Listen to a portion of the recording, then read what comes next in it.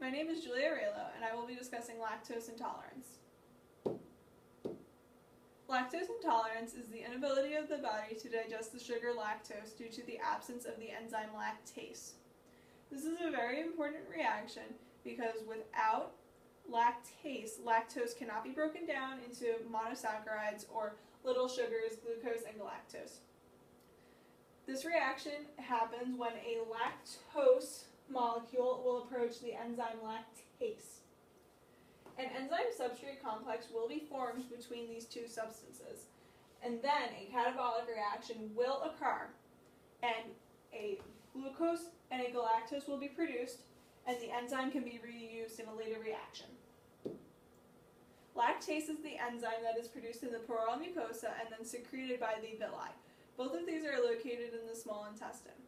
The significance of the enzyme being produced in the small intestine is that this is where absorption of monosaccharides such as glucose and galactose will take place.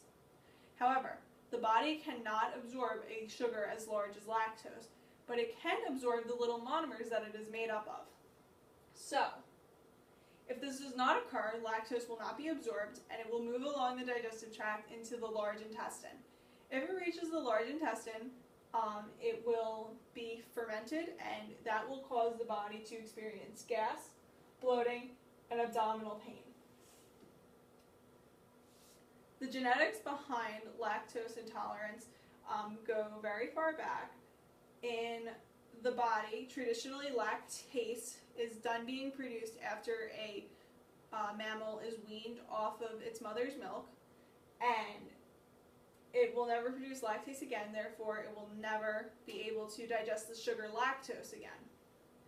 This changed in Europe with a single nucleotide polymorphism, which occurs in a nucleotide.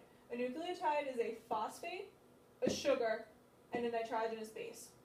A polymorphism means that one of these nitrogenous bases was changed. In the case of lactose intolerance, it was from a cytosine to a thymine. It occurred on the MC-M6 gene, which is 14,000 BP away from the actual lactase gene. However, this change from a cytosine to a thymine resulted in an increase of lactase promoter activity, which means that lactase is produced throughout the life of an animal, or a mammal or a human, and it continues throughout the adult's lifetime, and the body will always be able to absorb and digest the sugar lactose.